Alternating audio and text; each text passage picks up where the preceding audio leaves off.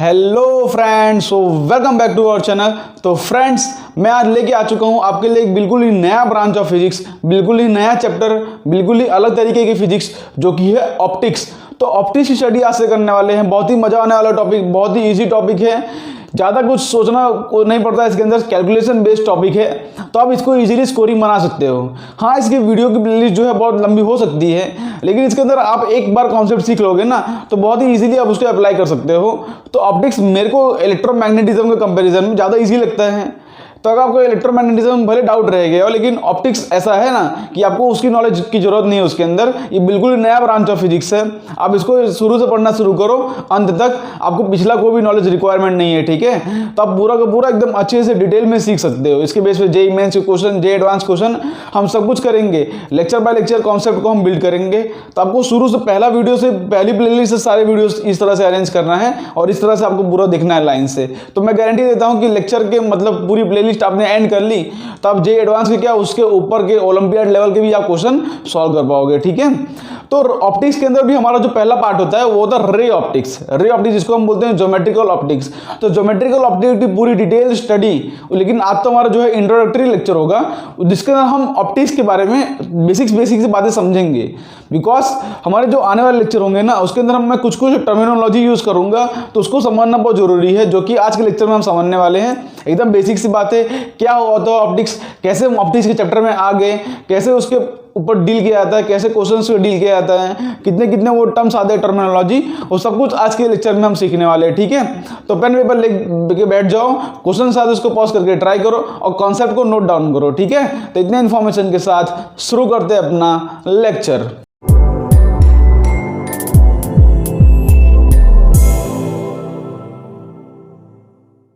तो फ्रेंड्स, शुरू करते हैं अपना लेक्चर। सबसे पहले हम समझते हैं कि भाई ये ऑप्टिक्स होता क्या है और कैसे हमारे पिछले टॉपिक जो हमने चैप्टर नंबर 1 से लेके 8 तक पढ़ा है उससे रिलेट करता है। बिकॉज भाई चैप्टर नंबर 8 के बाद हमने ऑप्टिक्स शुरू किया है, तो कुछ ना कुछ तो रिलेशन होना चाहिए उसके साथ, तभी तो मतलब चैप्टर नंबर 9 में हम पढ़ रहे हैं ऑप्टिक्स, तो उसको हम समझते हैं। आपको याद हो चैप्टर नंबर 8 में हमने पढ़ा था इलेक्ट्रोमैग्नेटिक वेव का स्पेक्ट्रम। उसके अंदर हमने डिफरेंट टाइप के वेव ड्रॉ किए थे। हमने लिखा था गामा रेस, फिर एक्स रेस, यूवी रेस, फिर इंफ्रारेड रेस, ठीक है। तो हमने किस तरह का ड्रॉ किया था, थोड़ा बहुत आपको याद दिलाता हूं। जिसने नहीं देखा हो उसके लिए मैं यहां पे लिख देता हूं कि अगर मैं यहां पे इंक्रीजिंग वेवलेंथ के ऑर्डर में लिखूं, मैं इंक्रीजिंग वेवलेंथ के ऑर्डर में लिख रहा हूं डिफरेंट टाइप्स के वेव्स। हमने बहुत अलग अलग तरीके के वेव पढ़े थे, तो हमने इंक्रीजिंग वेवलेंथ के ऑर्डर में मैं अलग अलग वेव को लिख रहा हूं, ठीक है। मतलब सबसे पहले जो यहां पर जो वेव होगा उसकी वेवलेंथ सबसे कम होगी। तो हम सबसे पहले क्या पढ़ते थे, यहां पर एक्स रेस पर गामा रेस लिखा था हमने।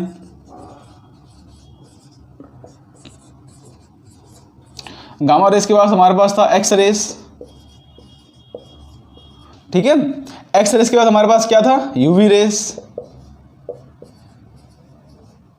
और यूवी रेस के बाद यहां पे आता था विबग्योर रीजन। आपको याद हो यहां पे विजिबल रीजन आता था।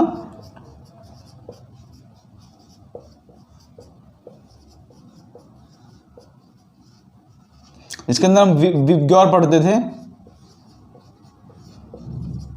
ठीक है। इस विबग्योर आता था विजिबल रीजन, ठीक है। उसके बाद हमारे यूवी रेस के बाद क्या आता था यहाँ पे, इंफ्रारेड रेस। फिर इंफ्रारेड रेस के बाद क्या आता था, माइक्रोवेव्स। माइक्रोवेव्स के बाद क्या आता था, रेडियो वेव्स, ठीक है। तो ये था हमारा इलेक्ट्रोमैग्नेटिक वेव का स्पेक्ट्रम, जिसके अंदर हम इंक्रीजिंग वेवलेंथ के ऑर्डर में पढ़ रहे थे। मतलब ये जो रेडियो वेव्स है इसका वेवलेंथ जो सबसे मैक्सिमम था,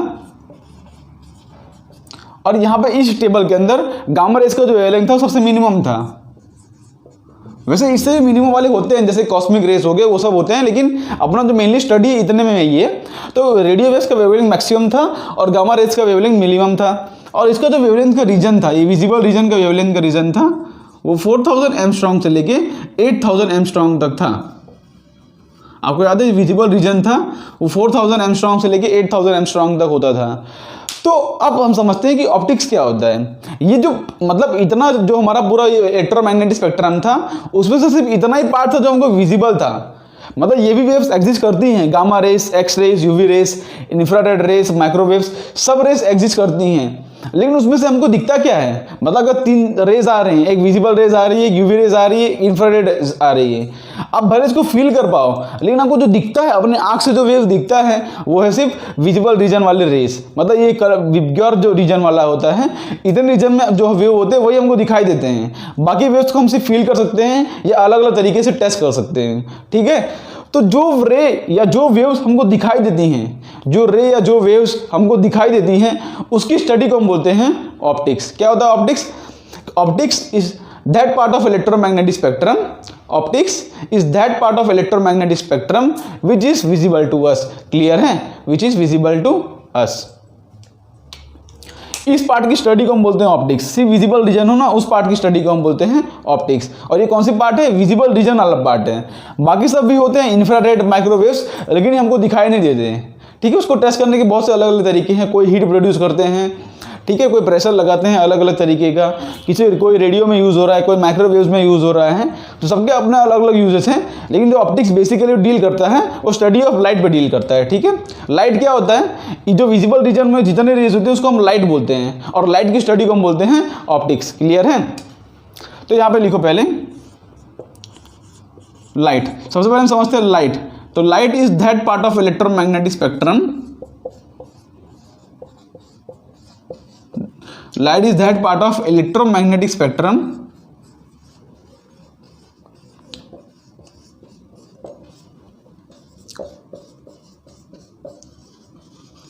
which is visible to us,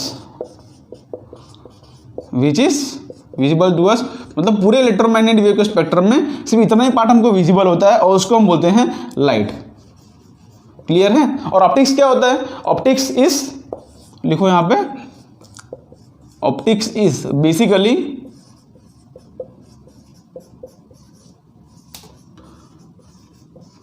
study of light, ठीक है। अब इसका वर्ड ऑप्टिक्स क्यों पढ़ा गया? उसके तो बहुत रीजन है। बिकॉज न्यूटन ने एक बुक बनाई थी जिसका नाम तो ऑप्टिक्स, न्यूटन ने एक बुक बनाई थी जिसका नाम तो ऑप्टिक्स, और जिसके अंदर वो क्या बोलते हैं लाइट के रिलेटेड बात कर रहे थे, इसलिए तो इसका नाम रख गया है, वो ऑप्टिक्स रखा गया है। बाकी इसका कोई लॉजिक नहीं है नाम के पीछे, और उसके पीछे हमको जाना भी नहीं है, ठीक है। तो ऑप्टिक्स क्या है? Study of light. लाइट क्या है? That part of electromagnetic spectrum which is visible to us. तो आपको ऊपर ऊपर से आइडिया आया कि भाई ऑप्टिक्स क्या होता है और कैसे हमारे पिछले चैप्टर से रिलेट करता है। पिछले चैप्टर तो हमने वेव्स के बारे में पढ़ लिया था, और उसी वेव में जो विजिबल रीजन होता है उसकी स्टडी, वो विजिबल रीजन में जो रेज होते हैं उसी को हम बोलते हैं लाइट, और वो लाइट की स्टडी को हम बोलते हैं ऑप्टिक्स। क्लियर हो गया? अब ऑप्टिक्स जो है 2 मेन ब्रांचेस में डिवाइड है। ये आप नोट कर लो, आप इसको नोट कर लो, ये भी डायरेक्टली क्वेश्चंस में आते हैं, जिसको आप नोट कर लो। ओके, तो आगे बढ़ते हैं थोड़ा सा। मैं क्या बोल रहा था कि ऑप्टिक्स भी जो है उसके 2 पार्ट्स होते हैं। एक होता है वेव ऑप्टिक्स, एक होता है ज्योमेट्रिकल ऑप्टिक्स, ठीक है, या तो रे ऑप्टिक्स बोलते हैं उसको हम। तो 2 पार्ट की स्टडी अलग अलग ब्रांचेस में डिवाइडेड है, तो हम उसको समझते हैं। ओके,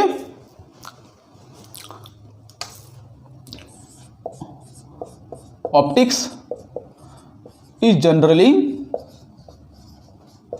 आप एक एक टॉपिक आराम से एकदम पूरा घुट घुट के आराम से एक टॉपिक पढ़ो तो आपको क्या क्लियर होगा। आप जल्दी जल्दी चक्कर में पढ़ोगे, 2 मिनट वाले वीडियो के चक्कर में पढ़ोगे तो आप फंस जाओगे। एक एक टॉपिक आराम से पढ़ो कि एक टॉपिक दूसरे से रिलेट करता है, इस तरह से आप पढ़ोगे ना तो आपको चैप्टर का फील अंडरस्टैंडिंग होगा चैप्टर का। तो क्या है कि आगे कोई टॉपिक पढ़ोगे तो आपको ऐसा नहीं होगा कि भाई ये टॉपिक मैंने पढ़ा ही नहीं पिछले में। इसलिए जो है मैं लाइन बाय लाइन, क्या है कि हम लोग इसको पढ़ा चुके होते हैं, हम लाइन बाय लाइन लेते हैं, हमको पता है कि आगे क्या आने वाला है, तो उसी हिसाब से हम पढ़ाते हैं कि भाई पहले वो टॉपिक उसको रिलेट करा दे और उसके बाद जो है उसकी अंडरस्टैंडिंग दे, इस तरह से। तो optics is generally divided into 2 major parts.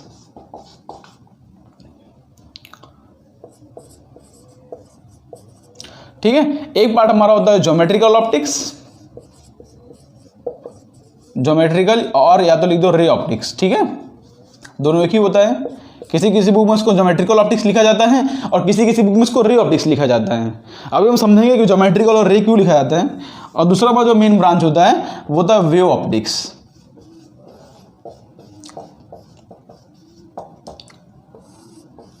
ठीक है, तो वहाँ जो क्लास 12 का सिलेबस डिजाइन है उसके अंदर चैप्टर 9 ये चैप्टर है ज्योमेट्रिकल और रे ऑप्टिक्स, और दूसरा हमारा जो चैप्टर नंबर 10 का चैप्टर है वो है वेव ऑप्टिक्स। क्लियरली तो हम समझेंगे भाई इन दोनों बीच में डिफरेंस क्या है, क्यों हम ऑप्टिक्स जो स्टडी ऑफ लाइट होता है उसको हम दो पार्ट में समझ रहे हैं। बाकी ये भी स्टडी ऑफ लाइट है, ये भी स्टडी ऑफ लाइट है, तो उसको हम दो पार्ट में क्यों समझ रहे हैं। तो आपको मैं ओवरऑल अगर ऊपर से डेफिनेशन दूं तो जो ज्योमेट्रिकल ऑप्टिक्स होता है ना, आपको इसके वर्ड से समझ पड़ रहा है, ज्योमेट्रिकल ऑप्टिक्स, या इसको बोलते हैं रे ऑप्टिक्स।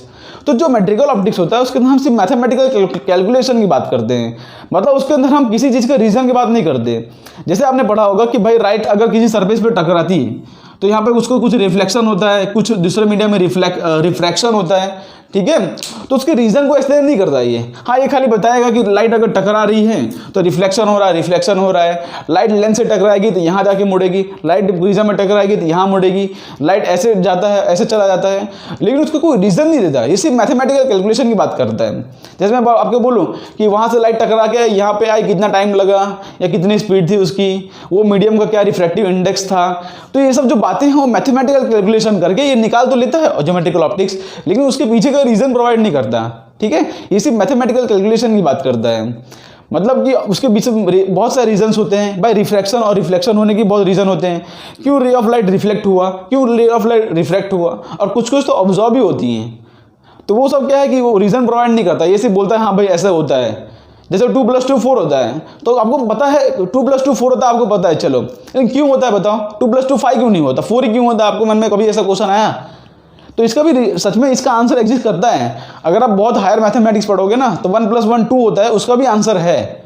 उसी हिसाब से ऑप्टिक्स जो है सिर्फ कैलकुलेशन की बात करें, जैसे हम मैथ्स में पढ़ते हैं, मैथ्स में इंटीग्रेशन करते हैं हम कोई भी जैसे टर्म का, तो इंटीग्रेशन करके आंसर निकाल देते हैं, लेकिन वो क्यों आता है ना उसका हमको रीजन नहीं पता है। हम हाँ भाई ये मैथमेटिकल फॉर्मूला है इसलिए हमारा ये आंसर आ रहा है, इसलिए उसका रीजन क्या होता है वो हम उसके डिटेल स्टडी मैथ्स में नहीं करते। उसी हिसाब से ज्योमेट्रिकल ऑप्टिक्स होता है, ज्योमेट्री से रिलेटेड हम स्टडी करने वाले, मैथमेटिकल कैलकुलेशन स्टडी करेंगे, क्लियर है। तो पहला मेन डिफरेंस तो ज्योमेट्रिकल ऑप्टिक्स और वेव ऑप्टिक्स में यही हो गया। और जो वेव ऑप्टिक्स होता है ये हमको रीजन प्रोवाइड करेगा कि भाई ये क्या बोलता है, लाइट के नेचर के बारे में बात करेगा, लाइट क्यों डिफ्रैक्ट हो रहा है, क्यों डिफ्रैक्ट हो रहा है, अलग अलग एक्सपेरिमेंट करेंगे इसके अंदर हम। तो क्या ये नेचर ऑफ लाइट की बात करेगा, ये हमको रीजन प्रोवाइड करेगा कि भाई क्यों लाइट रिफ्लेक्ट हो रहा है, क्यों लाइट रिफ्रैक्ट हो रहा है। और भी बहुत सारे फिनोमेना होते हैं, इंटरफेरेंस होता है, डाइफ्रैक्शन होता है, ये सब वर्ड से आप धीरे धीरे आगे मिलने वाले हो, लेकिन ये उसका पूरा रीजन प्रोवाइड करता है, और ये जो है सिर्फ मैथमेटिकल कैलकुलेशन की बात करता है। तो अगर आप लिखना चाहो तो लिख सकते हो यहाँ पे कि geometrical optics deals with the mathematical calculation, deals with the mathematical calculation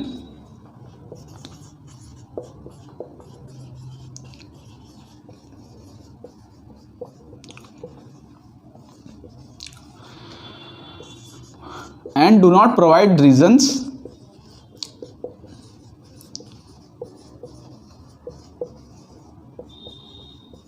that why it is happening।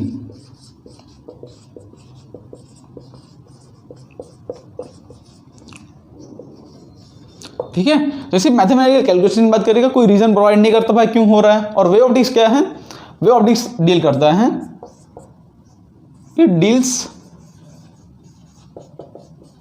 with the nature of light, nature of light, and provides us reasons, and provides us reason behind various phenomena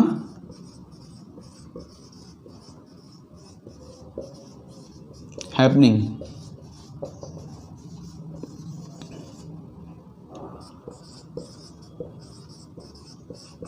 और ray optics की बात करता है, ये हमको nature of light की बात करेगा, और ये रीजन प्रोवाइड करता है कि भाई कुछ कुछ फिनोमेना क्यों होते हैं, क्यों रिफ्लेक्शन हो रहा है, क्यों डाइफ्रैक्शन हो रहा है, क्यों इंटरफेरेंस हो रहा है, ठीक है।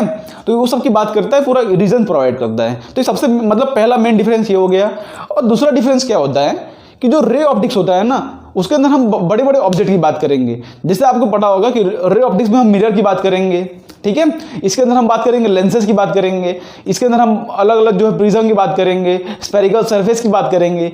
तो जो वेव ऑप्टिक्स जो रे ऑप्टिक्स होता है ना, इसके अंदर जो ऑब्जेक्ट होते हैं बड़े बड़े होते हैं, एज कंपेरिजन किसके कंपेरिजन में, as comparison to wavelength of light. आपको पता होगा लाइट की वेवलेंथ की रीजन क्या होती है कि 4000 एंगस्ट्रॉम से लेके 8000 एंगस्ट्रॉम तक ये क्या होता है, लाइट की वेवलेंथ का रीजन होता है, मतलब बहुत छोटा होता है, छोटे 4000 एंगस्ट्रॉम मतलब कि 4000 × 10⁻⁻10, तो कितना छोटा रीजन होता है, मतलब कितना छोटा वेवलेंथ होता है, वेवलेंथ ऑफ लाइट बहुत ही छोटा होता है।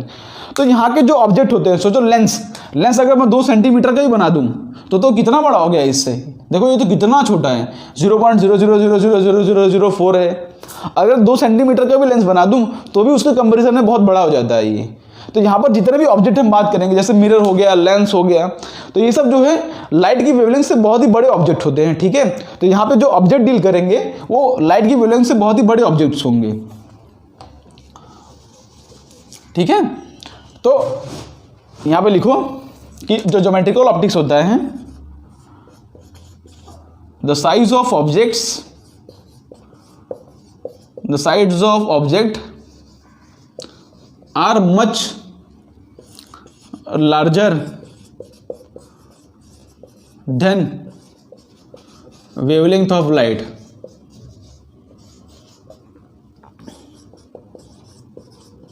ठीक है, इसकी एग्जांपल ले जाए, जैसे कि लेंस हो गया, प्रिज्म हो गया, ठीक है, मिरर हो गया, स्फेरिकल सरफेस हो गए।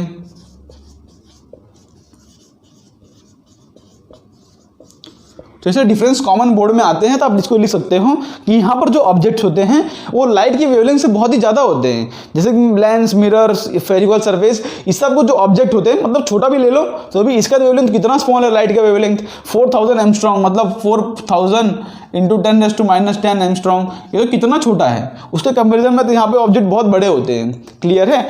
इसलिए जो ज्योमेट्रिकल ऑप्टिक्स होता है ना, इसके अंदर हम लाइट को रे मानते हैं, light is a ray of light, मतलब एक्चुअली तो जो वेव होता है इस तरह से ट्रैवल करता है, एक्चुअली जो वेव होता है इस तरह ट्रैवल करता है, और इस तरह से वेव का ट्रैवलिंग का मोशन होगा।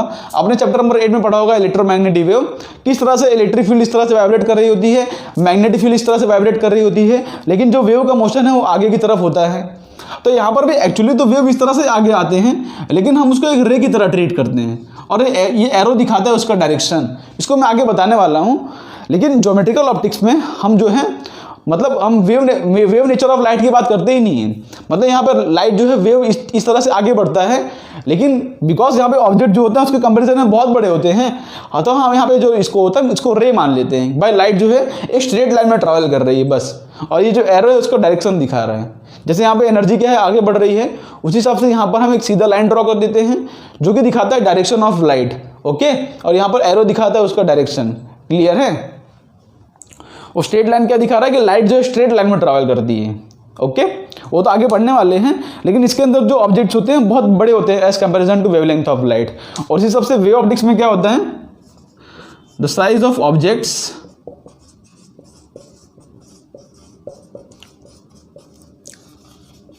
आर वेरी स्मॉल, और ऐसे स्मॉल नहीं लिखो, या तो लिखो यहाँ पे size of object are comparable to wavelength of light.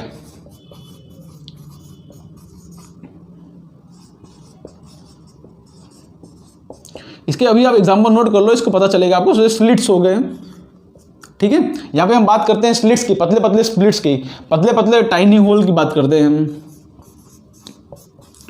तो यहाँ पर देखो स्लिट्स की बात करते हैं। स्लिट्स क्या होता है आपको पता है, जैसे मान लो आपके पास एक कार्डबोर्ड का टुकड़ा हो, उसके अंदर एक 2 पतले पतले से इस तरह से होल कर दो आप, या प्लेन होल कर दो इस तरह से, उसको हम बोलते हैं स्लिट्स।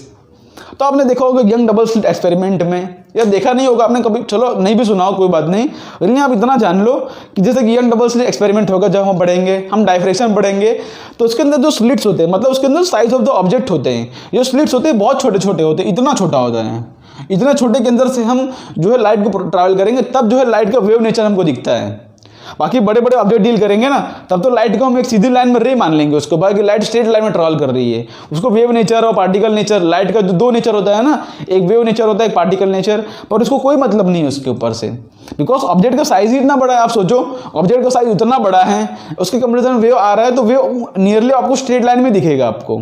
लेकिन जब ऑब्जेक्ट के साइज छोटे हो जाएं, जैसे स्लिट की बात कर रहा हूं, तो यहाँ पर क्या होता है, हम लाइट के वेव नेचर की बात करते हैं, ठीक है, मतलब लाइट किस तरह से वेव नेचर, उसके प्रूफ करने के बहुत सारे तरीके होते हैं।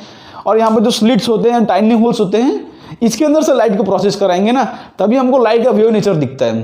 बाकी बड़े बड़े ऑब्जेक्ट से डील करोगे तब तो आपको लाइट का जो है नॉर्मल, जो है लाइट एकदम स्ट्रेट लाइन में ट्रैवल कर रही है उस तरह से आपको दिखेगा।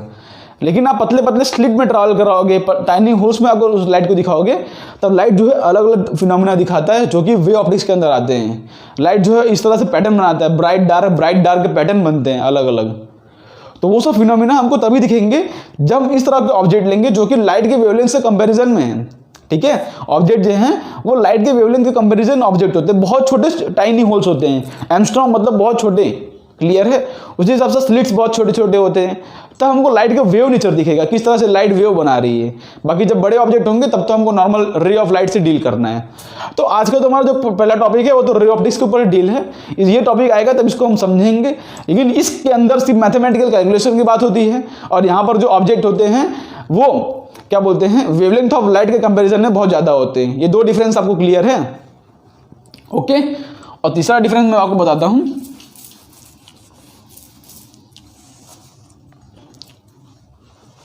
यहां पे क्या कंसीडर करते हैं, तीसरा डिफरेंस कि लाइट इज कंसीडर्ड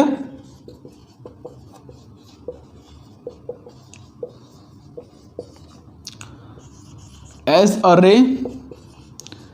रे क्या होता है कि travelling in a straight line, travelling in the straight line.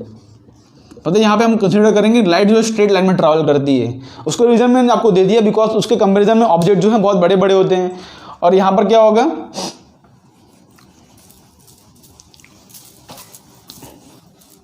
यहाँ पर क्या होता है कि लाइट इज कंसीडर्ड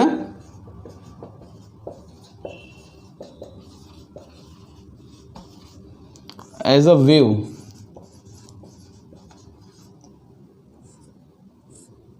ठीक है, ओके। यहां पे लाइट को हम वेव की बात करेंगे, मतलब लाइट जो है यहां पे लाइट इस तरह से स्ट्रेट लाइन में ट्रैवल करेगी और यहां पे इस तरह से लाइट जो वेव, एक्चुअली दोनों में यही हो रहा है, उसमें भी लाइट वेव ही बना रही है। लेकिन यहाँ पे ऑब्जेक्ट इतने बड़े बड़े हैं ना कि इसको नियरली हम स्ट्रेट लाइन में ट्रैवल कराते हैं और हम मान लेते हैं कि लाइट जो है स्ट्रेट लाइन में ट्रैवल करती है।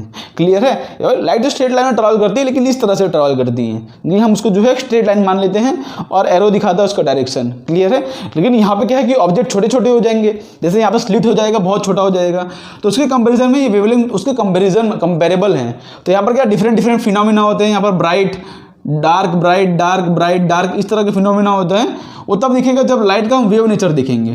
ठीक है, तो वो तो वेव ऑप्टिक्स में आएगा, लेकिन इसके अंदर रे ऑप्टिक्स के अंदर हम दो बात करने वाले हैं रे ऑफ लाइट की। ओके, तो मेन मतलब मेजर डिफरेंस आपको क्लियर हो गया ज्योमेट्रिकल ऑप्टिक्स और वे ऑप्टिक्स को। इसको ज्योमेट्रिकल ऑप्टिक्स इसलिए बोला जाता है बिकॉज इसके अंदर हम मैथमेटिकल कैलकुलेशन की बात करते हैं। ओके, तो अब थोड़ा आगे बढ़ते हैं।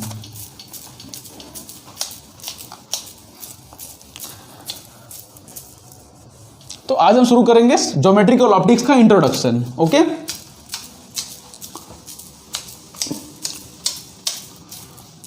ओके, तो ज्योमेट्रिकल ऑप्टिक्स या तो बोल दो रे ऑप्टिक्स।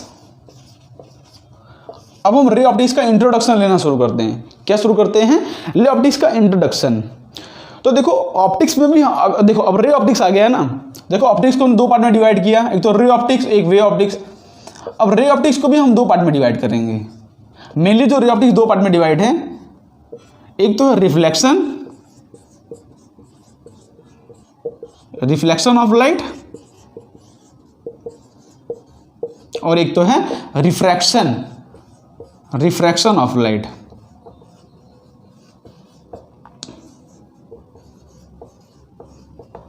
तो मतलब इस दो फिनोमिना के ऊपर पूरा हमारा ऑप्टिक्स बेस्ड है। एक तो है रिफ्लेक्शन ऑफ लाइट, एक तो है रिफ्लेक्शन ऑफ लाइट। और एक्चुअली ये होते कहाँ हैं? रिफ्लेक्शन और रिफ्रैक्शन होता कहाँ है? ये बाउंड्री के फिनोमिना है। बाउंड्री मतलब सोचो कि आप कोई एक मीडियम लेते हो, जैसे मतलब एयर मीडियम। तो होता क्या है कि आपको अगर बेसिक्स लॉ बता दिया जाए ना कि लाइट अगर एयर में है तो उसको कुछ नहीं होगा, वो स्ट्रेट लाइन में ट्रैवल कर रहा है तो उसको कोई डिस्टर्ब नहीं कर सकता उसको। वो स्ट्रेट लाइन में चल रहा है तो स्ट्रेट लाइन में चलता रहेगा। लेकिन सडनली जैसे यहाँ की मान लो यहाँ भी एयर है और यहाँ पे मान लो वाटर है, ऐसे एग्जांपल ले रहा हूँ। तो एयर और वाटर को सेपरेट करने वाला एक मीडियम होगा यहाँ पे, मतलब यहाँ तक एयर है, इसके बाद वाटर शुरू हो गया। जैसे आपने पानी का लेयर देखो, वो टॉप मोस्ट लेयर, ऊपर एयर होता है, नीचे पानी होता है, तो उसको सेपरेट करने वाला एक मीडियम। तो जब तक तो लाइट को एक फिक्स मीडियम में है, चाहे एयर में हो चाहे वाटर में हो, वो ट्रैवल करेगा स्ट्रेट लाइन में। लेकिन जैसे ही लाइट एक मीडियम से दूसरे मीडियम में जाता है, मतलब जैसे ही लाइट एक मीडियम से लेकर दूसरे मीडियम तक जाता है, या तो ऐसा बोलो कि दो मीडियम के कॉन्टेक्ट, मतलब दो मीडियम के पार्टीशन के बीच में आता है, ऐसा समझ लो कि दो मीडियम के पार्टीशन के बीच में आता है। अब चाहे वो एयर वाटर हो, चाहे ग्लास हो, चाहे प्रिज्म, कोई भी मीडियम हो, अपने को उससे लेना देना नहीं है कि हमको पता चला एक्चुअली यहाँ पे एक मीडियम है, यहाँ पर दूसरा मीडियम है। तो उसके ऊपर दो फिनोमिना होते हैं, या तो रे ऑफ लाइट जो है रिफ्लेक्ट करेगी, रिफ्लेक्ट मतलब कि खुद के मीडियम में वापस आ जाए, खुद के मीडियम में वापस आ जाए, उसको बोलते हैं रिफ्लेक्शन ऑफ लाइट। या तो रे ऑफ लाइट जो है रिफ्लेक्ट करेगी, क्या करेगी, रिफ्रैक्ट करेगी। जैसे यहाँ पर एक बाउंड्री ले लूँ,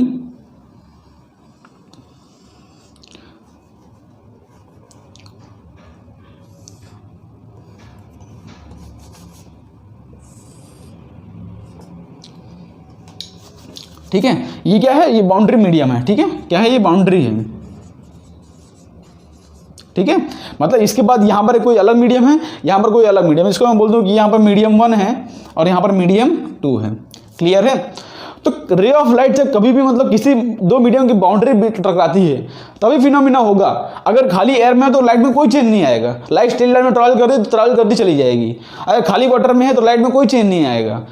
लेकिन जब लाइट एक मीडियम से दूसरे मीडियम में जाती है तभी उसमें चेंज आता है। तो उसमें दो फिनोमिना होते हैं मेनली, वैसे और भी होते हैं, मेनली दो फिनोमिना होते हैं। एक तो रे ऑफ लाइट जो रिफ्लेक्ट करती है, अभी हम समझेंगे, मतलब खुद के मीडियम में वापस रिफ्लेक्ट कर जाती हैं। और एक तो रे ऑफ लाइट, देखो ये नॉर्मल है हमारा, एक तो रे ऑफ लाइट खुद के मीडियम में रिफ्लेक्ट कर जाती है और एक रे ऑफ लाइट जो है रिफ्रैक्ट कर जाती है। क्लियर है। तो अगर रे ऑफ लाइट खुद के मीडियम में वापस आ जाए, देखो इसको बोलते हैं इंसिडेंट रे, इसको बोलते हैं इंसिडेंट रे। अगर रे ऑफ लाइट किसी मीडियम के बाउंड्री पे फॉल कर रही है उसको हम बोलते हैं इंसिडेंट रे। और रे ऑफ लाइट वापस इस तरफ मीडियम में आ जाए, खुद के ही मीडियम में, देखो सेम मीडियम, ये पूरा सेम मीडियम है, ये पूरा अलग मीडियम है, ठीक है, यहाँ पर कोई अलग मीडियम है और ये जो सेम मीडियम है, तो इसको हम बोलते हैं रिफ्लेक्शन। क्या बोलते हैं इसको हम? रिफ्लेक्शन। और रे ऑफ लाइट दूसरे मीडियम में चली जाए तो उसको हम बोलते हैं रिफ्रैक्शन। क्लियर है। अगर रे ऑफ लाइट खुद के मीडियम में वापस आ जाए, देखो ये इस मीडियम, चाहे ऐसे देखो आप, यहाँ पर जैसे कि बाउंड्री है मेरा, जैसे कोई सेपरेटिंग बाउंड्री है, मान लो यहाँ पर एक मीडियम है, यहाँ पर दूसरा मीडियम है। क्लियर है। तो रे ऑफ लाइट अगर यहाँ पे आती है तो या तो खुद के मीडियम में रिफ्लेक्ट कर जाएगी या तो दूसरे मीडियम में वो रिफ्रैक्ट कर जाएगी। तो खुद के मीडियम में अगर आए तो उसको हम बोलते हैं रिफ्लेक्शन, अगर दूसरे मीडियम में चली जाए तो उसको हम बोलते हैं रिफ्रैक्शन। क्लियर है। और ये हमारी क्या है? इंसिडेंट रे है। ये हमारी क्या है? इंसिडेंट रे है। और ये हमारी है रिफ्लेक्टेड रे, रिफ्लेक्टेड रे। देखो रिफ्लेक्टेड रे कहाँ है? सरफेस से दूर जा रही है। ये इंसिडेंट रे सरफेस पर टकरा रही है, रिफ्लेक्टेड रे सरफेस से दूर जा रही है, और उसी हिसाब से ये हमारा है रिफ्रैक्टेड रे।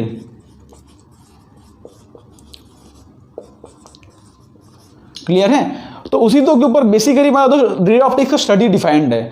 मतलब स्टार्टिंग में हमारे जो 9 से 10 लेक्चर होंगे ना, स्टार्टिंग में हमारा जो 9 से 10 लेक्चर होगा, 9 to 10 लेक्चर्स, ऐसा बोलो, वो रिफ्लेक्शन के लाइट की बेस्ड होगा। मतलब हम मिरर की बात करेंगे, उसमें हम प्लेन मिरर की बात करेंगे, स्फेरिकल मिरर की बात करेंगे, क्योंकि मिरर जो होता है वो मेनली रिफ्लेक्शन प्रोवाइड करता है। तो 9 to 10 लेक्चर हमारा रिफ्लेक्शन ऑफ लाइट होगा।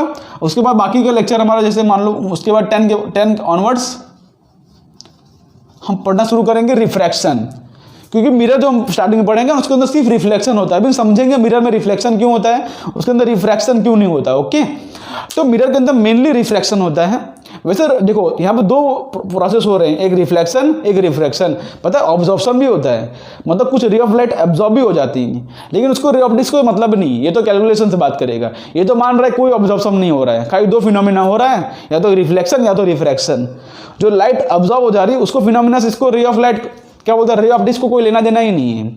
वैसे रिफ्लेक्शन, रिफ्लेक्शन, एब्जॉर्प्शन और एड्सॉर्प्शन 4 फिनोमिना होता है। और भी 2 फिनोमिना होते हैं। एक तो होता है एब्जॉर्प्शन, जो कि मतलब क्या बोलते हैं, सरफेस के अंदर वाले पार्टिकल्स रे ऑफ लाइट को अपने अंदर ऑब्जर्व करते हैं, उसको बोलते हैं ऑब्जॉर्प्शन।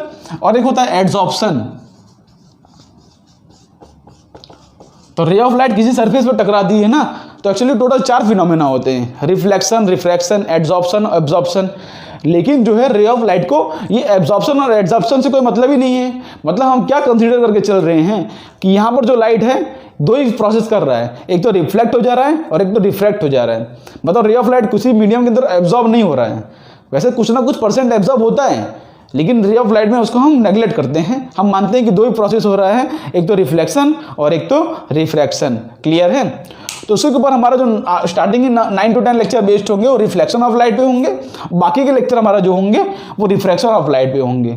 क्लियर है? तो आपको माइंड मैप क्लियर होना चाहिए कि हम क्या पढ़ रहे हैं। पहले हम सिर्फ जितने कॉन्सेप्ट हम डील करेंगे मिरर के अंदर सारे रिफ्लेक्शन वाले, ये रिफ्लेक्शन वाला पार्ट अभी आएगा ही नहीं।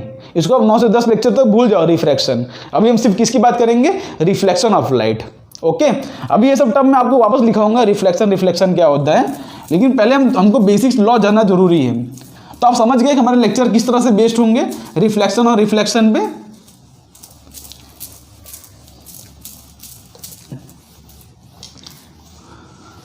लेकिन हमको रिफ्लेक्शन समझने से पहले, रिफ्लेक्शन ऑफ लाइट समझने से पहले हमको कुछ बेसिक्स लॉ पता होने चाहिए लाइट के। Basic loss, basic law of light.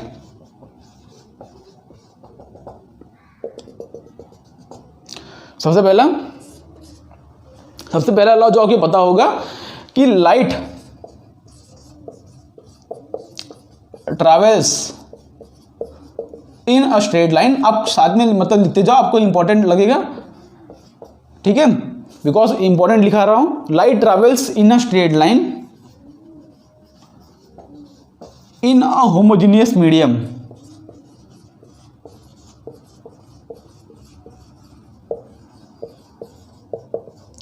ठीक है, मतलब जब तक कि मीडियम सेम है, हमारे बेसिक्स लॉ है, मतलब बेसिक पता, एकदम बेसिक, वैसे एबीसीडी होता है ना, वैसे लाइट को पढ़ने से पहले, ऑप्टिक्स पढ़ने से पहले ये बेसिक लॉ आपको पता होना चाहिए कि अगर मीडियम सेम है, चाहे वो एयर हो, चाहे वो वाटर हो, चाहे वो कोई भी मीडियम हो, जब तक रे ऑफ लाइट किसी एक मीडियम से लेकर दूसरे मीडियम तक जाती नहीं है, या उसको कोई ऑब्स्टेकल जो है, ठीक है, या तो उसको कोई ऑब्स्टेकल से वो टकरा ना जाए, तब तक रे ऑफ लाइट जो है स्ट्रेट लाइन में ट्रैवल करती रहेगी।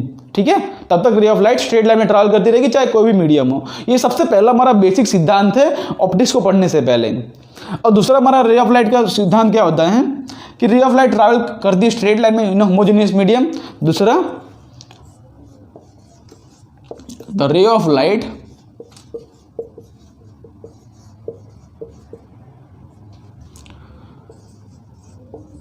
do not get disturbed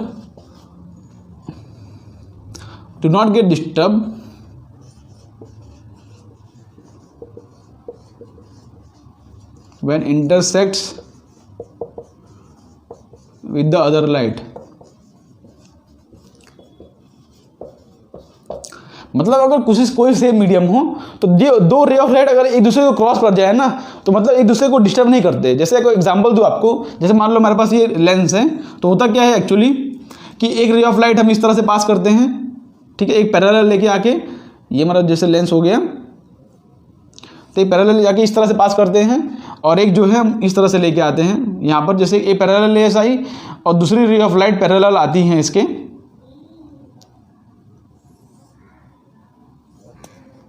ठीक है, मतलब दो रे ऑफ लाइट अगर इन्फिनिटी से आ रही हैं, देखो यहाँ से ध्यान से, दो रे ऑफ लाइट अगर इन्फिनिटी से आ रही हैं, तो एक्चुअली देखो ध्यान से कि यहाँ पर क्या है कि दो रे ऑफ लाइट देखो इंटरसेक्ट हुई, या तो यहाँ पर भी देखो, यहाँ पर भी देख लो, दो रे ऑफ लाइट इंटरसेक्ट हो रही हैं। लेकिन भले यहाँ पर रे ऑफ लाइट इंटरसेक्ट हो रही है, लेकिन लाइट को उससे कोई फर्क नहीं पड़ रहा है। देखो लाइट यहाँ पर टकराई तब तो यहाँ पर लाइट आई, लेकिन यहाँ पर जब सेम मीडियम था, यहाँ पर रे ऑफ लाइट देखो इंटरसेक्ट हुई, लेकिन तो भी लाइट को कोई फर्क नहीं पड़ा। लाइट ने अपना डायरेक्शन चेंज नहीं कर लिया, यहाँ पे इंटरसेक्शन हुआ, यहाँ पे इंटरसेक्शन हुआ, लेकिन लाइट अपने डायरेक्शन में जाती रही। देखो ये रे ऑफ लाइट यहाँ पे गई, ये रे ऑफ लाइट यहाँ पे जा रही है, यहाँ पे इंटरसेक्शन हुआ, लेकिन उससे लाइट के डायरेक्शन पे कोई फर्क नहीं पड़ा। तो हमारा बेसिक दूसरा लॉ है क्या कि अगर सेम मीडियम है तो रे ऑफ लाइट अगर इंटरसेक्ट कर रही हैं तो उसको दूसरे से कोई फर्क नहीं पड़ेगा। जैसे इस तरह से अगर इंटरसेक्शन हो जाए तो अपना डायरेक्शन रे ऑफ लाइट नहीं बदलेंगी, इसी डायरेक्शन में जाएगा और इसी डायरेक्शन में जाएगा, उसके डायरेक्शन पे नहीं बदलेगा, डायरेक्शन नहीं बदलेगा। क्लियर है? ओके, तो आपको सेकंड पॉइंट समझ पड़ गया, इसको रफ कर देता हूँ। अब थोड़ा सा आगे बढ़ते हैं, एकदम बेसिक से लॉ है।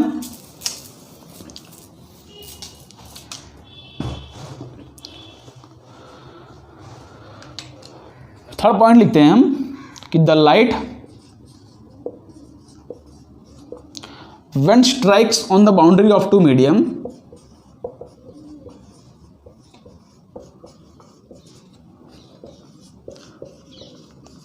on the boundary of two medium,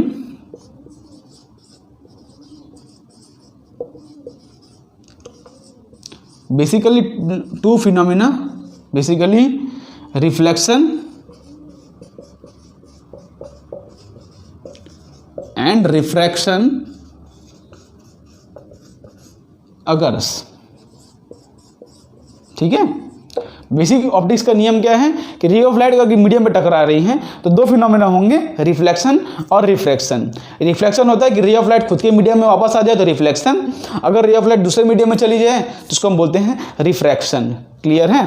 तो हम सबसे पहले बेसिकली बात करने वाले हैं रिफ्लेक्शन की। ये बेसिक से लॉ क्लियर है आपको कि रे ऑफ लाइट अगर स्ट्रेट लाइन में ट्रैवल करती है होमोजीनियस मीडियम में, जब तक इसको कोई ऑब्स्टेकल डिस्टर्ब ना करें, ओके, और किसी बाउंड्री पर टकराएंगे रे ऑफ लाइट तो दो फिनोमेना होंगे, एक रिफ्लेक्शन और रिफ्लेक्शन, रिफ्रैक्शन और रिफ्लेक्शन। और रे ऑफ लाइट किसी अगर इंटरसेक्शन हो रहा है तो उसे एक दूसरे से डिस्टर्ब नहीं होता। क्लियर है? और एक लास्ट होता है इसके अंदर कि the light retraces the path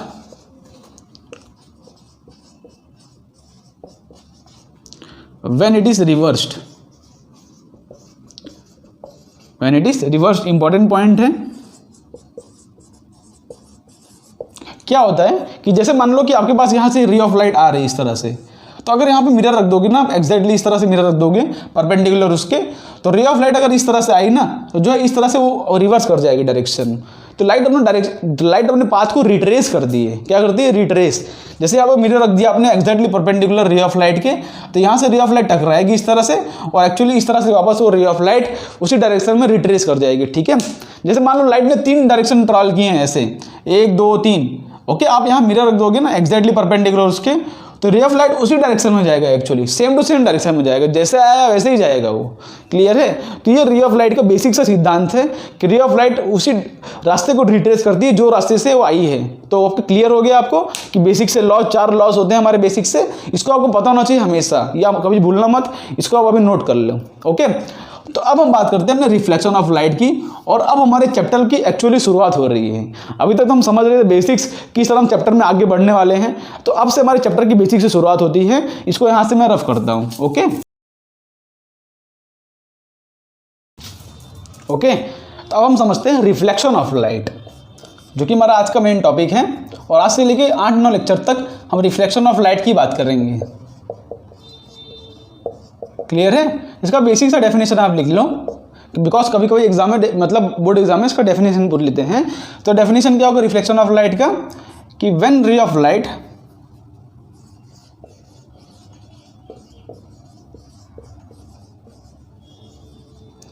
bounces back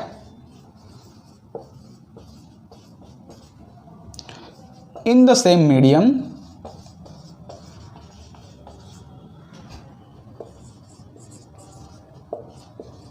when it strikes on the boundary of two medium, on the boundary of two medium,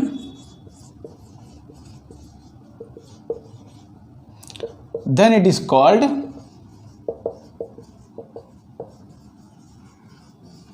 reflection of light.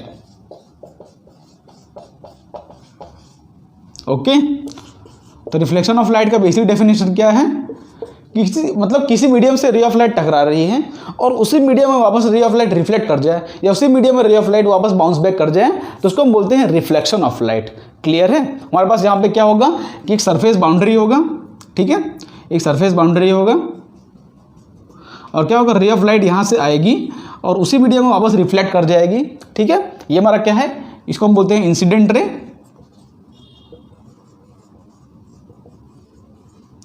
और इसको हम बोलते हैं रिफ्लेक्टेड रे। सेम मीडियम में वापस रिफ्लेक्ट कर जाए उसको बोलते हैं रिफ्लेक्टेड रे। और रिफ्लेक्टेड रे ड्रॉ करने का तरीका क्या है उसको हम समझेंगे आगे, कि हम यहाँ पर ड्रॉ करते हैं नॉर्मल, हम सरफेस के परपेंडिकुलर। नॉर्मल क्या होता है? सरफेस के परपेंडिकुलर एक लाइन ड्रॉ करते हैं नॉर्मल, और यहाँ पर ये एंगल ऑफ इंसिडेंस बोलते हैं, जो इंसिडेंट रे के बीच में और नॉर्मल के बीच में जो एंगल होता है उसको हम बोलते हैं इंसिडेंट रे, और नॉर्मल और रिफ्लेक्टेड रे के बीच में जो एंगल होता है उसको हम बोलते हैं रिफ्लेक्टेड रे। अभी आगे उसको हम सीखने वाले हैं, लेकिन अब अभी समझो कि रे ऑफ लाइट अगर सेम मीडियम में वापस बाउंस बैक कर जाती है तो उसको हम बोलते हैं रिफ्लेक्शन ऑफ लाइट। और यही हमारा कारण होता है हम देखने का। पता किसी ऑब्जेक्ट को हम कैसे दिखते हैं, जैसे मान लो ये बोर्ड है, मुझको क्यों दिख रहा है ये बोर्ड, बिकॉज बोर्ड में से जो रे बोर्ड में से जो रे आ रही है मेरे आँख को स्ट्राइक कर रही हैं। मतलब समझो कि जैसे मेरे आँख ने रे भेजा, या बोलो किसी आँख ने रे, और वो रे ऑफ लाइट मेरे आँख में आके टकरा रही हैं।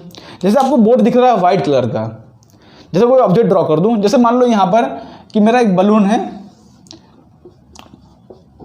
जो कि है ब्लू कलर का, तो बताओ आपको ये बलून ब्लू कलर का क्यों दिख रहा है। जैसे समझो होता क्या है एक्चुअली कि यहाँ पर वाइट लाइट पड़ती है, जब यहाँ पर वाइट लाइट पड़ती है तो जो ब्लू रे होता है ना, वो बाकी लाइट तो यहाँ पे ऑब्जर्व हो जाती हैं, लेकिन ब्लू रे जो होता है रिफ्लेक्ट कर जाता है। बस समझो यहाँ पे कि जैसे कि यहाँ पे बलून है, इसको यहाँ पे ड्रॉ करता हूँ मैं, ये बलून है, यहाँ पे क्या वाइट लाइट आती है, वाइट लाइट आती है क्योंकि यहाँ सरफेस पे टकराती है। तो वाइट लाइट में आपको पता होगा 7 कलर्स होते हैं, तो बाकी कलर्स को तो ऑब्जर्व कर लेता है, बाकी कलर को क्या कर देता है ऑब्जर्व्स। जैसे ब्लू कलर का है ये, ठीक है, ये हमारा ब्लू बलून है, तो observes all colours except blue. तो बाकी कलर को ऑब्जर्व कर लेगा और क्या करता है कि ये ब्लू कलर को रिफ्लेक्ट कर देता है, ये ब्लू कलर को रिफ्लेक्ट कर देगा। मान लो मेरी आंख यहाँ पे है, इसको दिख रहा है ये, तो क्लियर है। तो इस तरह से फिनोमेना होता है। तो हमको किसी ऑब्जेक्ट का कलर दिखता है ना, जैसे हमको बोर्ड, अगर हमको ये कोई ऑब्जेक्ट जैसे मार्कर है, ये ब्लैक इसलिए दिख रहा है बिकॉज ये ब्लैक के सिवाय, या तो ये ब्लैक इसलिए दिख रहा है बिकॉज ये सारे कलर ऑब्जर्व कर ले रहा है। और अगर कोई ऑब्जेक्ट आपको व्हाइट दिख रहा है, व्हाइट दिख रहा है मतलब क्या है कि सारे के सारे वो लाइट को रिफ्लेक्ट कर दे रहा है, मतलब यहाँ पे व्हाइट लाइट आया और व्हाइट लाइट को पूरा वो रिफ्लेक्ट कर दिया, क्लियर है। इसलिए आपको ये बोर्ड जो है व्हाइट दिख रहा है। आपको कोई ऑब्जेक्ट ग्रीन इसलिए दिखेगा बिकॉज ग्रीन के सिवाय बाकी लाइट को ऑब्जर्व कर लेगा और ग्रीन लाइट को रिफ्लेक्ट कर देगा, ठीक है। इसलिए हमको ऑब्जेक्ट दिखता है, ऑब्जेक्ट के कलर दिखते हैं, और इसलिए वो जो लाइट होते हैं वो विजिबल रीजन में आते हैं। बाकी और भी प्रकार के वेव्स होते हैं, यहाँ पर ये भी जो है वेव्स है, एक तरह का वेव्स है, और हमारे आँख में जो है वेव की तरह पहुँच रहा है, लेकिन उसको हम रे की तरह ड्रॉ कर रहे हैं, क्लियर है। मतलब यहाँ पे अगर ऑब्जेक्ट जैसे मान लो रखा हुआ है, कोई ऑब्जेक्ट ग्रे कलर का है, तो ग्रे के सिवा बाकी सारे जो कलर्स होते हैं इसको ऑब्जर्व कर लेगा और ग्रे कलर को रिफ्लेक्ट कर देगा, इसलिए हमको ऑब्जेक्ट जो है ग्रे दिखते हैं, ओके। और अगर सारे कलर को ऑब्जर्व कर ले, तो अगर रे ऑफ लाइट यहाँ पे आई और यहाँ पे सारे कलर को ऑब्जर्व कर ले, ऑल मतलब, तो हमको जो ऑब्जेक्ट दिखेगा ना ब्लैक कलर का दिखेगा। क्या दिखेगा ऑब्जेक्ट? इस ब्लैक, ठीक है। वैसे एग्जैक्टली तो कोई भी ऐसा ऑब्जेक्ट एग्जिस्ट नहीं करता जो सारे के सारे कलर को ऑब्जर्व कर ले, मतलब परफेक्टली ब्लैक ऑब्जेक्ट एग्जिस्ट करता ही नहीं। अगर आपने चैप्टर नंबर क्लास 11 पढ़ा होगा ना, तो आपको पता होगा कि exactly perfectly black object exist नहीं करता। लेकिन तो भी एक मटेरियल होता है जिसको हम बोलते हैं वेंटा ब्लैक। तो वेंटा ब्लैक मटेरियल है ना, वो 99.9% ब्लैक होता है। मतलब क्या है कि 99.9% वो लाइट को ऑब्जर्व कर लेता है अपने अंदर। तो अगर देख लो आप स्क्रीन पे, इसको हम बोलते हैं वेंटा ब्लैक मटेरियल। तो ये क्या करता है पता है कि सारे के सारे लाइट को अपने अंदर ऑब्जर्व कर लेता है, इसलिए हमको जो एकदम ब्लैक दिखेगा। तो जो जितना ज़्यादा लाइट को अपने अंदर ऑब्जर्व कर ले उतना ज़्यादा हमको ब्लैक दिखेगा, और जो जितना ज़्यादा लाइट को रिफ्लेक्ट कर दे, सारे के सारे लाइट को रिफ्लेक्ट कर दे, उतना ज़्यादा हमको वाइट दिखता है। तो क्लियर है। तो कलर्स के दिखने के रीज़न होते हैं कि रे ऑफ वेव्स आती हैं, जो रे ऑफ लाइट मतलब जो लाइट रिफ्लेक्ट होती हैं वही हमको दिखता है। तो इसके बहुत से प्रैक्टिकल एप्लीकेशन भी होते हैं रिफ्लेक्शन ऑफ लाइट के। जैसे आपको याद हो कि गर्मी के, आपको पता होना चाहिए गर्मी के मौसम में हम छत के ऊपर क्या करते हैं, हम पुट्टी कराते हैं वाइट कलर की। उससे होता क्या है कि जो वाइट कलर होता है ना, छत के ऊपर हम वाइट कलर का पूरा जो है उससे चूना मरवाते हैं ना, तो वाइट कलर करता क्या है कि सारे के सारे ऊपर से जो गर्मी वाली हीट आती है उसको रिफ्लेक्ट कर देगा, सारे के सारे लाइट को रिफ्लेक्ट कर देता है, और अंदर जो हमारा मतलब माहौल रहता है घर का, वो ठंडा मौसम रहता है। तो भी रिफ्लेक्शन ऑफ लाइट भी बेस्ट होगा।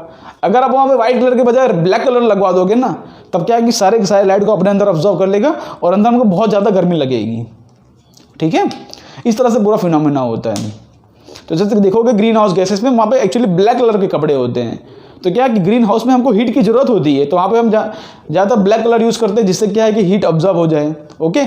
इस तरह के बहुत से डिफरेंट फिनोमेना होते हैं रिफ्लेक्शन ऑफ लाइट के बेस पे। हमको कोई ऑब्जेक्ट दिख रहा है, हमको गर्मी लग रही है, हमको सूरज सुबह ये ऑरेंज कलर का दिखता है, रात को रेड कलर का दिखेगा, दोपहर को एग्जैक्टली येलो कलर का दिखता है।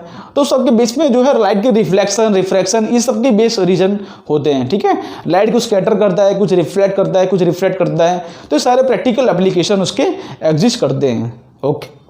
ओके, तो रिफ्लेक्शन हम समझे कि अगर लाइट खुद के मीडियम में वापस आ जाए तो उसको हम बोलते हैं रिफ्लेक्शन ऑफ लाइट। अब रिफ्लेक्शन ऑफ लाइट के अंदर अब समझो कि हमारे पास ऑब्जेक्ट जो होते हैं, अगर समझो ऑब्जेक्ट लिखो यहां पे, object which reflect the light, object which reflect the light are known as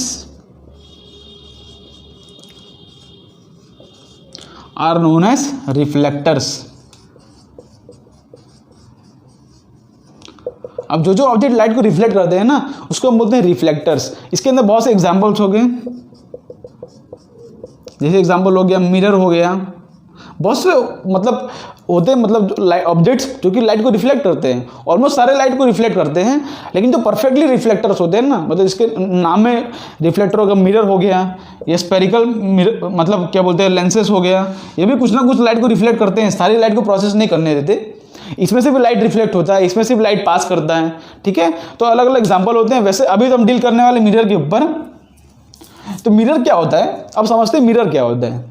जैसे कि क्या होता है कि किसी मीडियम पे अगर लाइट टकराती है ना तो रिफ्लेक्शन और रिफ्रैक्शन दोनों होता है, लेकिन हम चाहते हैं कि रिफ्लेक्शन ज़्यादा हो। अगर हम चाहते हैं कि रिफ्लेक्शन ज़्यादा हो, मतलब रे ऑफ लाइट यहाँ पे आए और उस तरफ कुछ ना जाए, पूरा लाइट रिफ्लेक्ट कर जाए, इसलिए हम यूज़ करते हैं मिरर। तो मिरर क्या है, मिरर क्या है कि परफेक्टली नहीं बोल सकते, लेकिन तो भी ऑलमोस्ट रिफ्लेक्टिंग बॉडी होता है।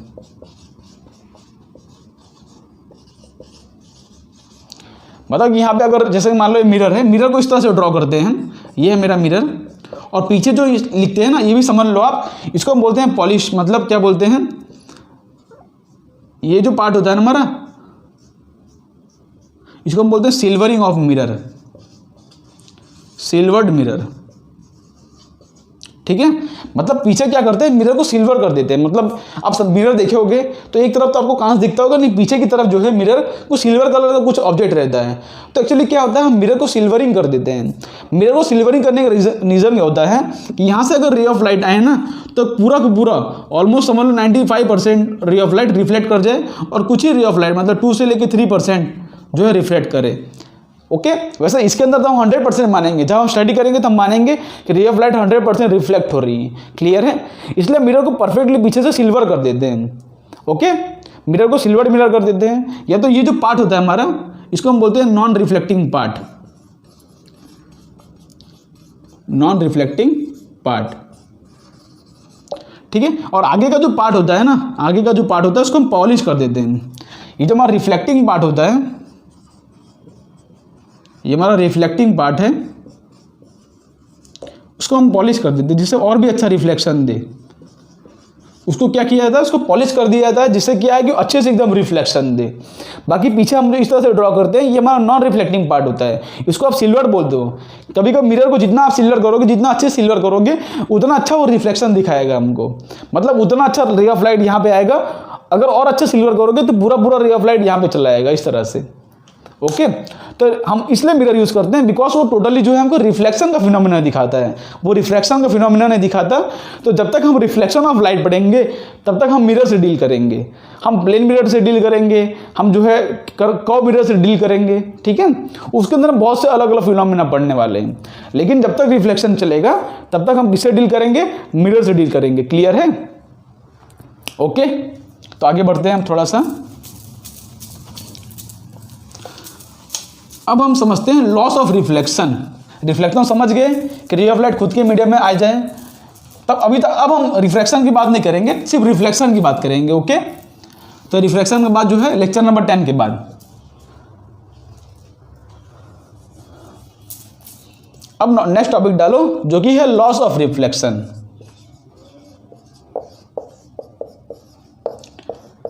अब इसको क्या अपने चैप्टर क्लास 10 में पढ़ा होता है, लॉस ऑफ रिफ्लेक्शन होता क्या है, नहीं तो भी आपको बेसिक से बता देता हूं कि मान लो हमारे पास यहाँ पे बाउंड्री सरफेस है, ठीक है, और यहाँ पर अब देखो टर्मिनोलॉजी लिखो, ये है मेरा इंसिडेंट रे, ये क्या है मेरा इंसिडेंट रे, और जहाँ पर टकरा रहा है ये पॉइंट मेरा पॉइंट ऑफ इंसिडेंस, ठीक है, ये क्या है मेरा इंसिडेंट रे।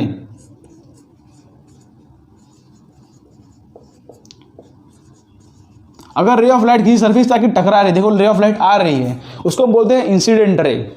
और रे ऑफ लाइट इसके अंदर हम सिर्फ रिफ्लेक्शन की बात कर रहे हैं, तो करना क्या होता है आपको, सबसे पहले आपको ड्रॉ करना होता है नॉर्मल। नॉर्मल इसको हम बोलते हैं नॉर्मल। नॉर्मल होता है क्या है, सरफेस के परपेंडिकुलर एक लाइन। नॉर्मल क्या होता है, सरफेस के, ये देखो मेरा सरफेस है, ये मेरा सरफेस है, उसके परपेंडिकुलर एक लाइन, उसको हम बोलते हैं नॉर्मल, ठीक है। सरफेस है, सरफेस के परपेंडिकुलर लाइन को बोलते हैं नॉर्मल। और यहाँ पर जो एंगल बन रहा है ना, इसको हम बोलते हैं एंगल ऑफ इंसिडेंस, आई, जिसको हम आई से डिफाइन करते हैं, इसको हम बोलते हैं angle of incidence. Okay, angle I क्या है, एंगल ऑफ इंसिडेंस। और नॉर्मल ड्रॉ करने के बाद एक लॉ होता है कि जितना एंगल बना रहा है इंसिडेंट रे नॉर्मल के साथ, उतना ही एंगल बनाएगा रिफ्रैक्टेड रे नॉर्मल के साथ। ये हमारा जो ये रिफ्लेक्टेड रे है, रिफ्लेक्टेड रे, ठीक है, ये मेरा इंसिडेंट रे है, रिफ्लेक्टेड रे है, और ये पॉइंट पे जहां पे हो रहा है, ये फिनोमेना जहां पे हो रहा है, इसको हम बोलते हैं पॉइंट ऑफ इंसिडेंस। मतलब इस पॉइंट पर इंसिडेंट रे गिर रही है ना, इसलिए इस पॉइंट को हम बोलते हैं पॉइंट ऑफ इंसिडेंट। सरफेस के परपेंडिकुलर जो लाइन होता है उसको हम बोलते हैं normal.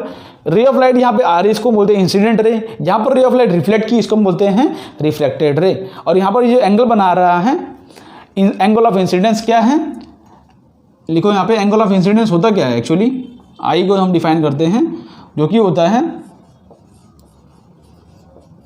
Angle made bye incident ray, angle made bye incident ray with normal.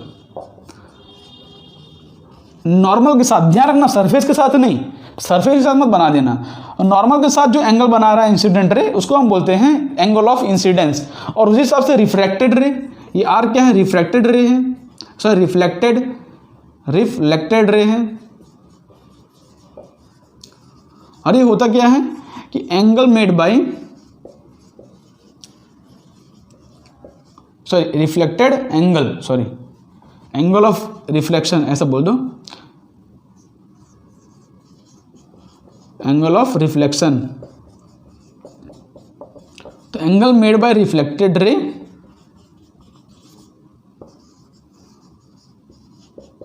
With normal. और नॉर्मल क्या होता है, नॉर्मल होता है perpendicular drawn to the surface, ठीक है। तो यहाँ पे इतने टर्मिनोलॉजी हैं। तो लॉस ऑफ रिफ्लेक्शन में जब मैं सबसे पहला लॉ होता है ना, सबसे पहला लॉ कहता क्या है, अभी टर्मिनोलॉजी को नोट कर लिया आपने, जिसको मैं हटा देता हूँ यहाँ पे। तो होता क्या है, सबसे पहला लॉ होता है कि angle of incidence is always equal to angle of reflection, चाहे कोई भी सरफेस हो।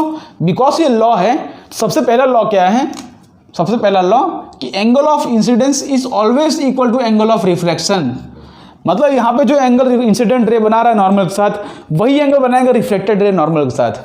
अब चाहे कोई भी सरफेस हो, यूनिवर्सल लॉ है ये, चाहे कोई भी मतलब टूटा फूटा सरफेस, चाहे ऐसे टेढ़ा मेढ़ा सरफेस हो, लेकिन एंगल ऑफ इंसिडेंस और angle of refraction, angle of reflection हमेशा सेम होते हैं, हमेशा सेम होते हैं। आप इसको चाहे लिख लो बात को, चाहे किसी भी सरफेस में, जैसे आपको यहाँ बनाना हो, चलो ये, तो ये पॉइंट पे क्या होगा कि रे ऑफ लाइट आएंगी ऐसे, ओके। तो आपको नॉर्मल बनाना है। नॉर्मल बनाने का तरीका क्या होता है कि आप सरफेस के परपेंडिकुलर टेंजेंट ड्रॉ करो यहाँ पे, और उसके परपेंडिकुलर रे ड्रॉ कर दो, ये हमारा हो गया नॉर्मल, ठीक है। उस पॉइंट पे आप टेंजेंट ड्रॉ करो, देखो हमने ड्रॉ किया इस पॉइंट पे टेंजेंट, और टेंजेंट के परपेंडिकुलर लाइन खींच दो, उसको हम बोलते हैं नॉर्मल।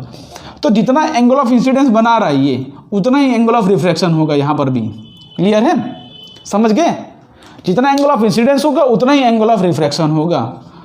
नॉर्मल बनाने का तरीका क्या है, अगर जैसे इसे ऊबड़ खाबड़ सरफेस हो, वैसे यहाँ पर तो हमने सीधा परपेंडिकुलर लाइन ड्रॉ कर दिया, वैसे यहाँ पर भी यही तरीका था कि अब टेंजेंट ड्रॉ करो, उसके परपेंडिकुलर लाइन खींचो। तो यहाँ पर भले ऊपर खबर सरफेस है, हमने यहाँ पर नॉर्मल बनाया और उसके यहाँ पे जितना एंगल ऑफ इंसिडेंस उतना ही एंगल ऑफ रिफ्रैक्शन। देखो ये एंगल और ये एंगल बराबर है। ओके, तो यहाँ से रे ऑफ लाइट जितना एंगल ऑफ इंसिडेंस होगी नॉर्मल के साथ उतने एंगल पर रिफ्लेक्ट करेगी। और this law is always valid, always valid,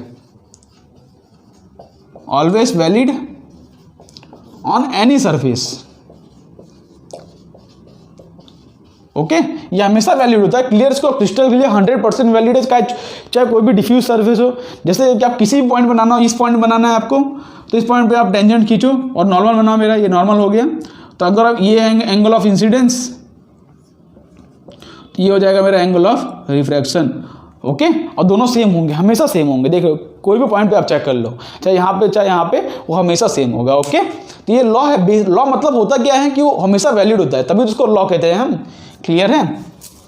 और सेकेंड पॉइंट क्या है, second point, okay, second point बहुत ही इंपॉर्टेंट है, जो कि आपको पता होगा कि इंसिडेंट रे, नॉर्मल और रिफ्लेक्टेड रे तीनों जो है एक ही प्लेन में लाई करते हैं। तीनों एक ही प्लेन में लाई करने के, जैसे आपको एग्जांपल देता हूं मैं।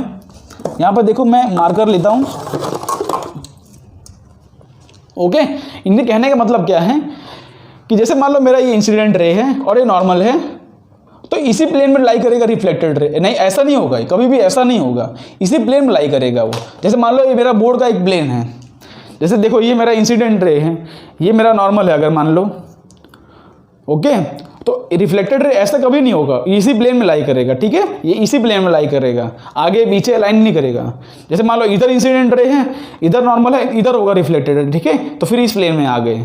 ओके, मतलब इंसिडेंट रे, नॉर्मल और रिफ्लेक्टेड रे तीनों एक ही प्लेन में लाई करते हैं। जैसे एग्जांपल दूं आपको, जैसे मान लो मेरा एक बुक है, जैसे एग्जांपल देते हैं, जैसे ये बुक है, क्लियर है। तो अगर ये है मेरा एंगल ऑफ इंसिडेंस और ये मेरा एंगल ऑफ रिफ्रैक्शन, तो नॉर्मल भी इसी प्लेन में होगा, तीनों एक ही प्लेन में होंगे। क्लियर है। ऐसे बना दूं तो इसमें भी तीनों एक ही प्लेन में होंगे। ओके, क्लियर हो गया आपको। तो लिखो,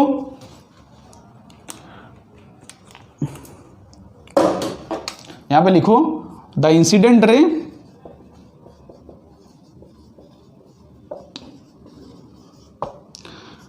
रिफ्लेक्टेड रे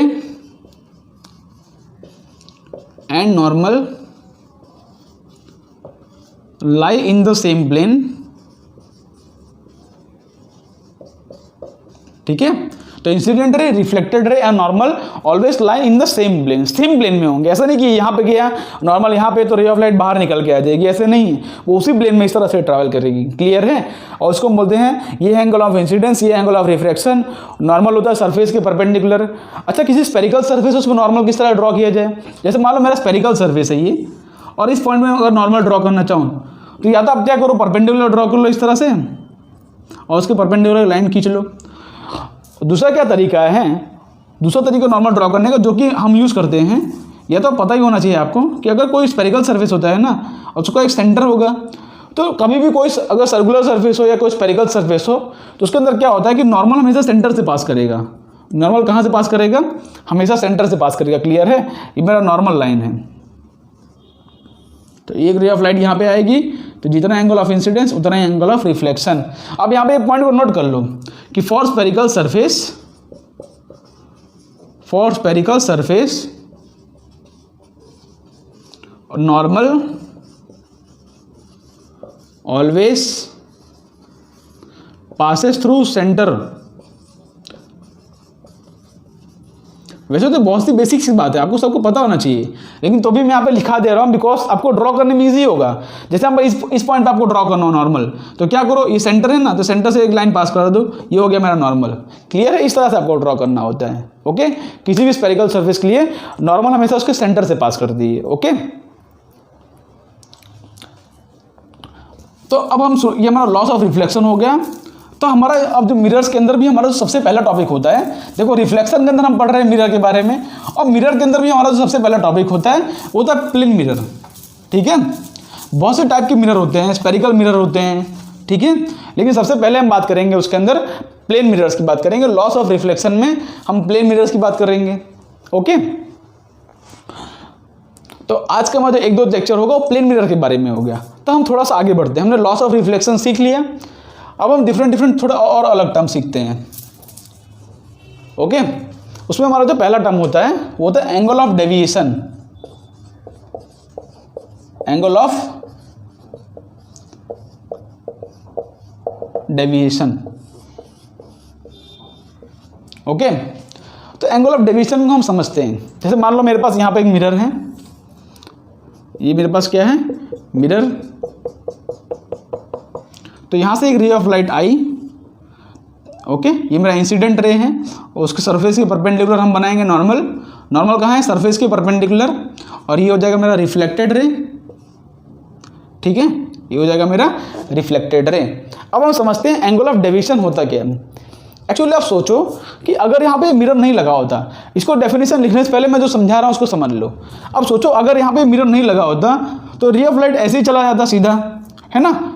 अगर मिरर उसको बीच में टकराने वाला नहीं होता तो रे ऑफ लाइट क्या होता, ऐसे चला जाता, है कि नहीं, सीधा चला जाता कि नहीं, ऐसे। लेकिन बिकॉज यहाँ पे मिरर लगा हुआ है तो रे ऑफ लाइट यहाँ जाने बजाय ऐसे जो है रे ऑफ लाइट टर्न हो गया। देखो रे ऑफ लाइट जो है टर्न हो गया। रे ऑफ लाइट जाना ऐसे चाहता था लेकिन मिरर ने उसको इतना टर्न कर लिया।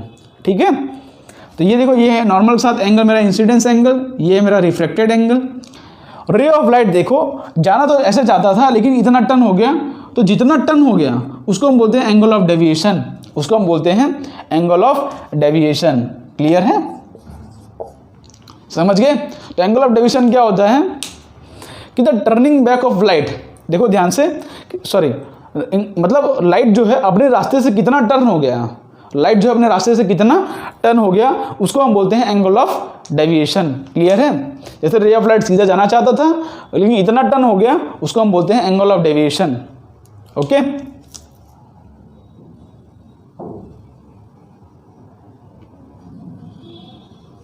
ओके, तो एंगल ऑफ डेविएशन को लिखते हैं हम द एंगल, देखो ध्यान से,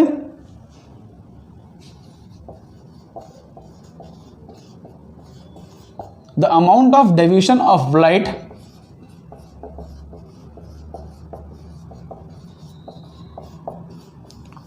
फ्रॉम इट्स ओरिजिनल पाथ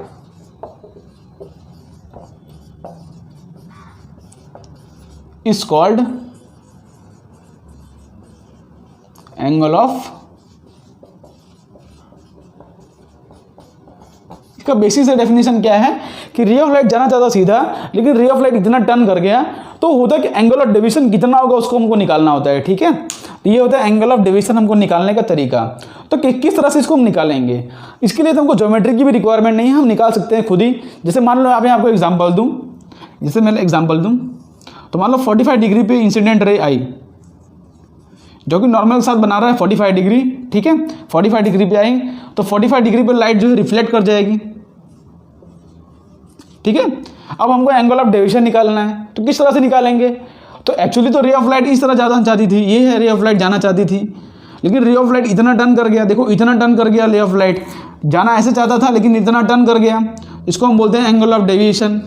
इसको निकालने का तरीका क्या है कि अब देखो ध्यान से, इतना पूरा होगा 180, ये पूरा होगा 180, तो 180 में से 90 डिग्री माइनस कर लो तो क्या होगा 45 degree plus 45 degree plus angle of deviation equal to होना चाहिए 180, तो एंगल ऑफ डेविएशन मिल जाएगा 90 डिग्री। क्लियर है, मतलब रे ऑफ लाइट जो है एक्जैक्टली 90 डिग्री अपने पाथ से डेविएट हो गया है। देखो एक्चुअली तो इसका ये पाथ था लेकिन उससे 90 डिग्री डेविएट हो गया, और इसको हम बोलते हैं एंगल ऑफ डेविएशन। क्लियर है, तो इसको सिंपल तरीके से निकाल सकते हैं। ओके, 45 डिग्री यहाँ पे दिया था, रे ऑफ लाइट जाना यहाँ चाहता था लेकिन रे ऑफ लाइट अपने पास से इतना डेविएट हो गया, उसको हम बोलते हैं एंगल ऑफ डेविएशन। सिंपल तरीके से हम निकाल सकते हैं। क्लियर है, एंगल ऑफ डेविएशन। ओके, तो क्लियर हो गया एंगल ऑफ डेविएशन क्या होता है। दूसरा एग्जाम्पल लें, दूसरा एग्जाम्पल लूँ। ओके, जैसे मान लो यहाँ पर देता हूँ, चलो ये 30 डिग्री एंगल है। अब बताओ कि एंगल ऑफ डेविएशन क्या होगा। सिंपल क्या होगा, अगर ये इंसिडेंट एंगल 30 डिग्री है तो ये भी होगा 30 डिग्री और पूरा होगा 180, तो angle of deviation equal to 180 minus 2 times of 30 degree, तो मेरा आ गया देखो 120 डिग्री। तो ये मेरा हो जाएगा एंगल ऑफ डेविएशन हो जाएगा 120 डिग्री। ओके, इसको तो आप जनरल फॉर्म में भी निकाल सकते हो। इसका जनरल फॉर्म में जो है बोर्ड एग्जाम में आता है, तो इसको जनरल फॉर्म में निकाल लेते हैं।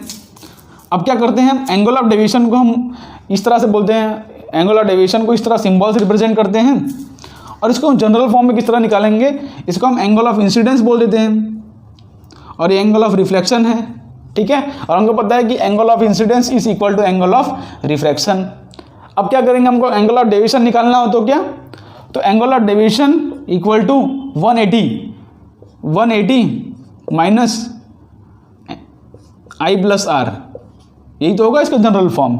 एंगल ऑफ डेविएशन क्या होगा, 180 minus I plus are.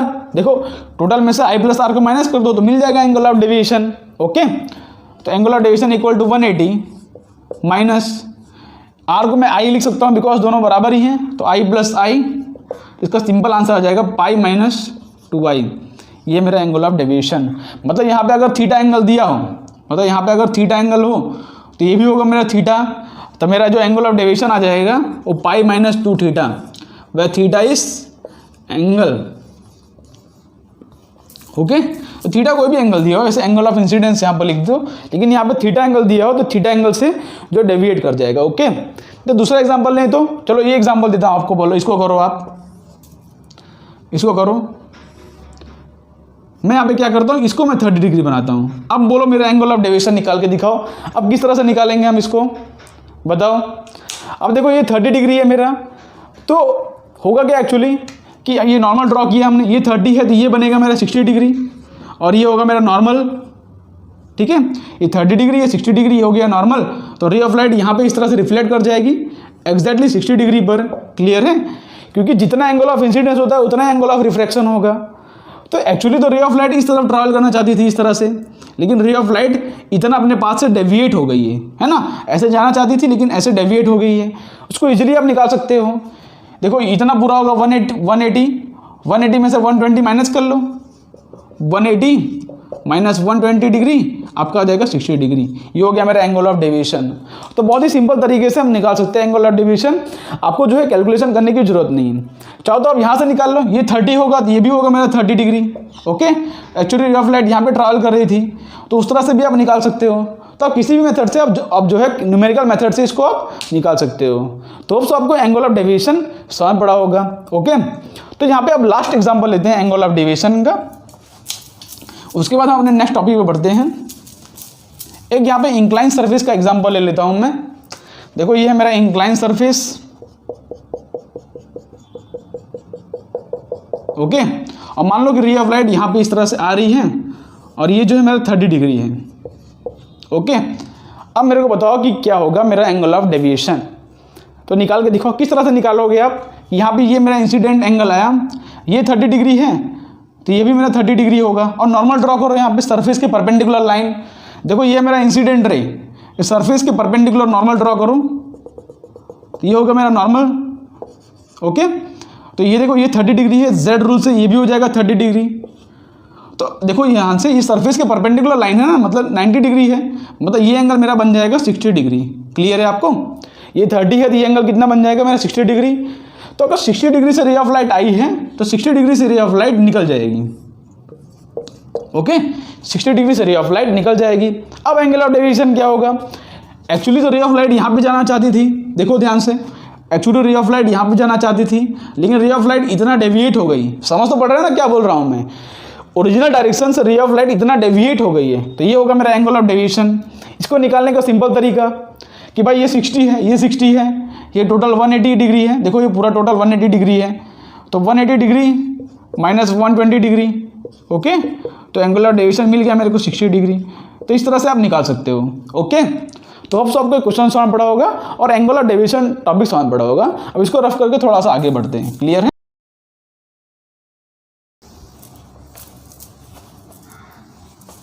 Okay, तो आज का हमारा लास्ट टॉपिक करते हैं कि angle of deviation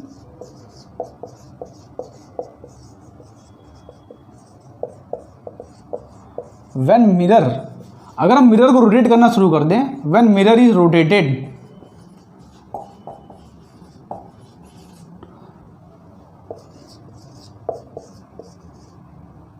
bye angle, या तो बोलो बाय थीटा। ठीक है, तो अगर हम मिरर को थीटा डिग्री एंगल रोटेट कर देते हैं तब एंगल ऑफ डेविएशन क्या आता है उसको हम समझने की कोशिश करते हैं। ठीक है, ये हमारा आज का लास्ट टॉपिक है।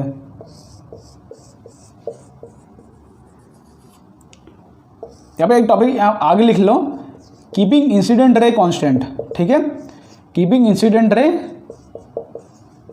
स्टडी, मतलब इंसिडेंट रे हम चेंज नहीं करेंगे, खाली मिरर को रोटेट करेंगे, तब जो है हमारा क्या बोलते हैं एंगल ऑफ डेविएशन क्या आता है वो हम समझते हैं, ठीक है। कीपिंग इंसिडेंट रे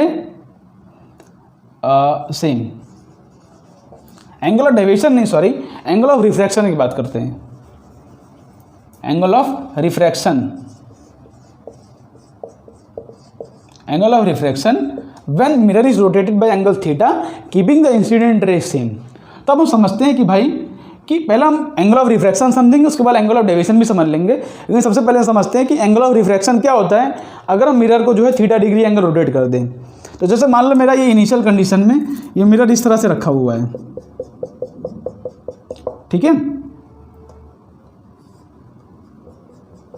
तो होता क्या है एक्चुअली, होगा क्या कि यहाँ से ये आएगा मेरा इंसिडेंट रे, देखो ये मेरा इंसिडेंट रे, और ये वाला मिरर बोल दो ये है मेरा नॉर्मल, इसकी मिरर के परपेंडिकुलर, ये मेरा नॉर्मल क्लियर है, ये मेरा इंसिडेंट रे है, और इसे मेरा बनेगा रिफ्रैक्टेड रे, बनेगा मेरा रिफ्रैक्टेड रे, ओके क्लियर है, ये इस मिरर के अकॉर्डिंग है। लेकिन क्या हो कि अगर मैं मिरर को रोटेट कर दूं, अगर मैं मिरर को जो है थीटा डिग्री एंगल रोटेट कर दूं तब क्या होगा, देखो, और ध्यान रखना कि इंसिडेंट रे को चेंज नहीं करना है, इंसिडेंट रे को जैसा है वैसे ही रखना है, ठीक है, मतलब इंसिडेंट रे ऐसे इसी एंगल पे आ रहा है, क्लियर है। ये बनेगा मेरा एंगल ऑफ इंसिडेंस, ये बनेगा मेरा एंगल ऑफ रिफ्रैक्शन। तो अब देखो क्या होता है कि अगर मैं मिरर को एकदम ध्यान समझना, अगर मिरर को मैं थीटा डिग्री एंगल रोटेट कर दूं तो होगा क्या, इस तरह से बन जाएगा, ठीक है, इस तरह से बनेगा। मैंने मिरर को जो है थीटा डिग्री रोटेट कर दिया है, ठीक है, मतलब मिरर को मैंने थीटा डिग्री जो है क्लॉकवाइज डायरेक्शन में रोटेट कर दिया है।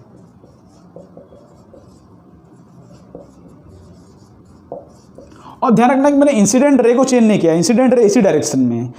तो अब मेरा क्वेश्चन है कि पहले वाले मिरर, मतलब पहले वाले मिरर के अकॉर्डिंग ये आ रहा था मेरा रिफ्रैक्टेड रे, ठीक है, ये आ रहा था मेरा रिफ्रैक्टेड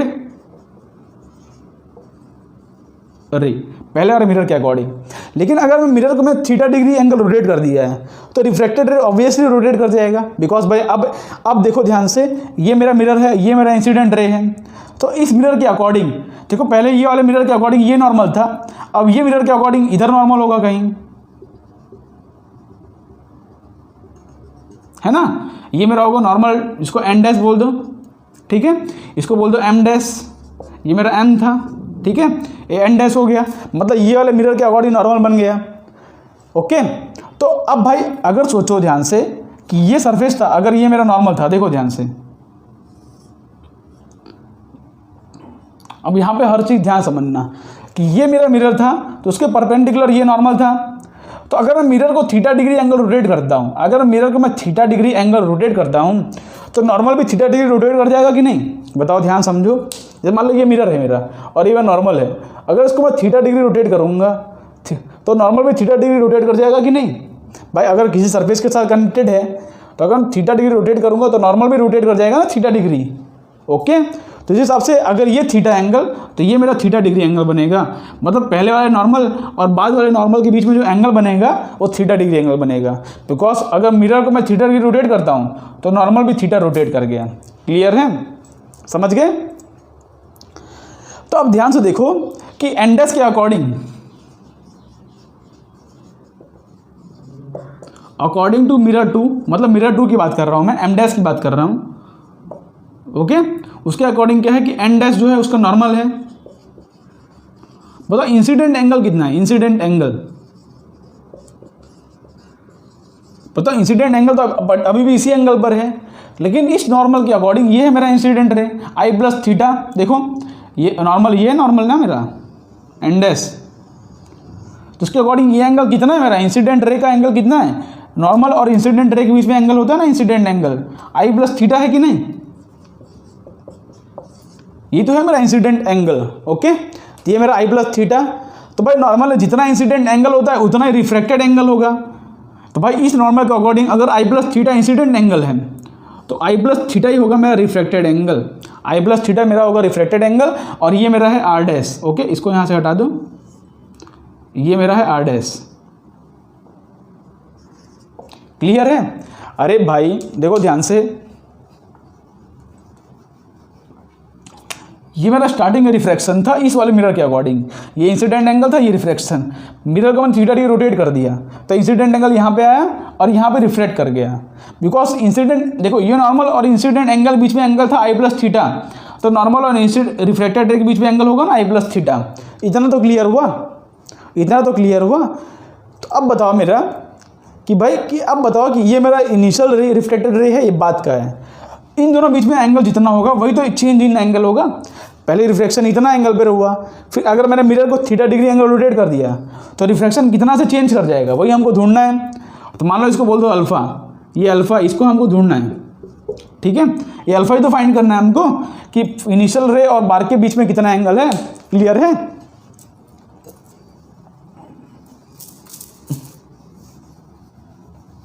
देखो जैसे कि मेरा रिफ्लेक्टेड रे है और ये मेरा आर डैश है, इनके बीच में तो यही तुमको ढूंढना है, इसको अल्फ़ा बोल दो, यही तुमको ढूंढना है। अल्फ़ा क्या है? अल्फ़ा है इनिशियल रिफ्लेक्टेड रे और बाद के रिफ्लेक्टेड रे के बीच में एंगल। तो हमको ये अल्फ़ा निकालना है, तो किस तरह से निकालेंगे अल्फ़ा? तो ध्यान से देखो, हम क्या करते हैं कि देखो इतने एंगल में से, देखो इतने एंगल में से अगर इतना एंगल माइनस कर दूं, अगर ये पूरे एंगल में से इतना एंगल माइनस कर दूं तो सिर्फ अल्फ़ा बचेगा। देखो ध्यान से, ये नॉर्मल है और ये एंगल, तो इतने पूरे एंगल में से अगर मैं इतना एंगल माइनस कर दूं तो बचेगा ना मेरा अल्फ़ा वाला एंगल। इतने पूरे एंगल में से इतना माइनस कर दूं, इतना बचेगा। तो कैसे करूंगा मैं? देखो ध्यान से, या तो ऐसे भी बोल सकते हो आप कि ये वाले एंगल को लिखने का तरीका, यहाँ से लेके यहाँ तक लिखने के दो तरीके हैं। दो तरीके कैसे हैं? देखो ध्यान से, ये मेरा ये रिफ्लेक्टेड रे है, ठीक है, ओके, ये वाला स्टार्टिंग वाला, ओके। तो उसको लिखने के दो तरीके हैं। एक तो मैं लिख लूँ आर प्लस अल्फ़ा, देखो ये मेरा रिफ्लेक्टेड रे था पहले और नॉर्मल के, तो आर प्लस अल्फ़ा। तो यहाँ से देखो, ध्यान से देखो कि आर प्लस अल्फ़ा इस इक्वल टू, यहाँ से लेके यहाँ तक मैंने एक तो लिखा आर प्लस अल्फ़ा, देखो ये अल्फ़ा है मेरा, ये आर है, आर प्लस अल्फ़ा है ना, वही तो अल्फ़ा है, तो आर प्लस अल्फ़ा लिख दिया। और दूसरा तरीका क्या है लिखने का कि theta plus I plus theta, देखो इतना है आई प्लस थीटा, इतना है थीटा, दो तरीके लिखने के हैं, तो theta plus I plus theta, तो ये तरीके से हम उसको लिख सकते हैं। क्लियर है? ओके, देखो देख रहे हो, ये देखो आर है, इतना आर, तो आर प्लस अल्फ़ा और theta plus I plus theta. अब हमको पता है कि स्टार्टिंग में जो एंगल ऑफ इंसिडेंस था वो एंगल ऑफ रिफ्रैक्शन था, तो आर की जगह पे आई सब्स्टिट्यूट कर दो, तो I plus alpha is equal to theta plus I plus theta. तो यहाँ से I cancel, alpha equal to आया two theta, alpha equal to आया टू थीटा। मेरे कहने मतलब क्या है कि अगर आप मिरर को थीटा डिग्री रोटेट करोगे, अगर आप मिरर को थीटा डिग्री रोटेट करोगे तो रिफ्रैक्टेड रे जो है two theta degree angle rotate कर जाएगा, two theta degree angle rotate कर जाएगा। और ये इसका प्रूफ है। कैसे किया हमने? पहले हमने नॉर्मल मिरर लिया, उसको नॉर्मल ड्रॉ किया, इंसिडेंट रे, ठीक है। अच्छा, इसमें ध्यान रखना कि इंसिडेंट रे को सेम रखना है, उसको चेंज नहीं करना है आपको, ओके। उसके बाद हमने क्या किया, मिरर को रोटेट किया थीटा डिग्री एंगल, तो नॉर्मल भी थीटा रोटेट कर गया, तो अब न्यू नॉर्मल के हिसाब से आई प्लस थीटा बन गया मेरा इंसिडेंट एंगल, तो आई प्लस थीटा बन जाएगा रिफ्लेक्टेड एंगल। क्लियर है?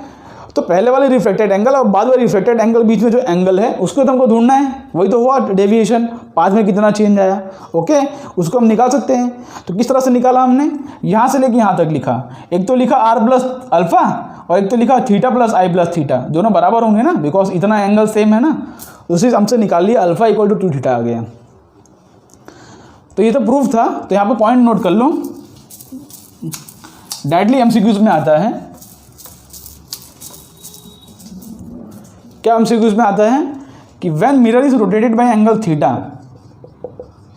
When mirror is rotated by angle theta, the refracted ray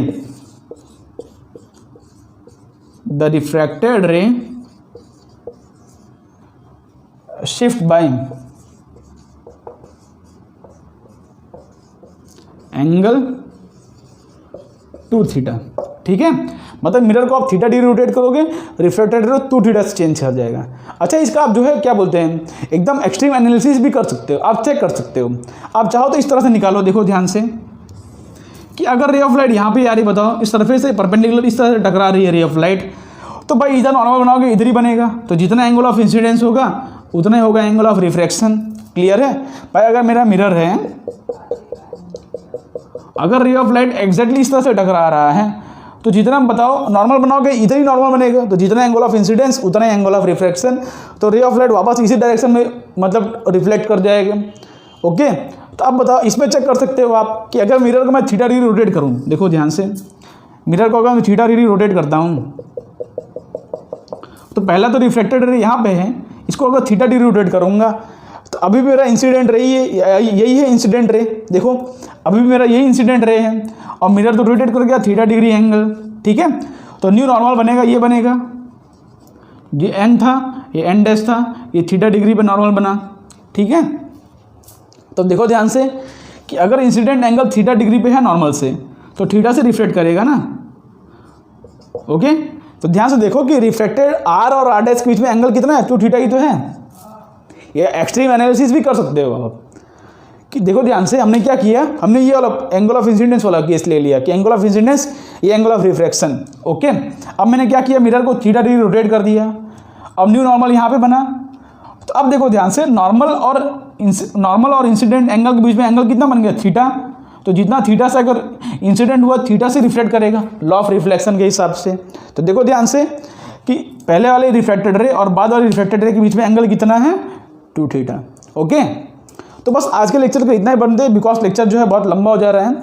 okay, तो हम करते क्या है, हमने अभी तक सब बेसिक बातें सीख ली। अब हमारा नेक्स्ट लेक्चर होगा, उसके अंदर इमेज ट्रेसिंग की बात करेंगे। हम इमेज को ट्रेस करना सीखेंगे कि भाई प्लेन मिरर दिया हो, किस तरह से इमेज निकलता है, कितने डिस्टेंस पर निकलता हो। क्लियर है? सारी बातें हम करेंगे, अलग अलग उसके अंदर केस होते हैं, वो सबको डिस्कस करेंगे। तो होप सो आज का लेक्चर आपको पसंद आया होगा। अगर पसंद आया हो तो वीडियो को लाइक कर दें। तो मिलते हैं आपको नेक्स्ट वीडियो में, तब तक के लिए आप पढ़ाई करते रहो, तब तक के लिए बाय बाय।